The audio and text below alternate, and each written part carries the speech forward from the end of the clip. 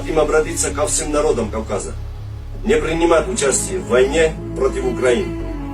Россия на данный момент является террористическим и преступным государством. Знаете что? На стороне Украины воюют уроженцы всего Кавказа, которые борются за восстановление исторической справедливости и свободу для всего Кавказа. Призываем вас не идти против свободолюбивых народов, иначе ваши действия будут расценены как предательство, и мы встретим вас как врагов. Тем же, кого насильно заставляют принимать участие в войне против Украины на стороне РФ, мы призываем сдаться нам.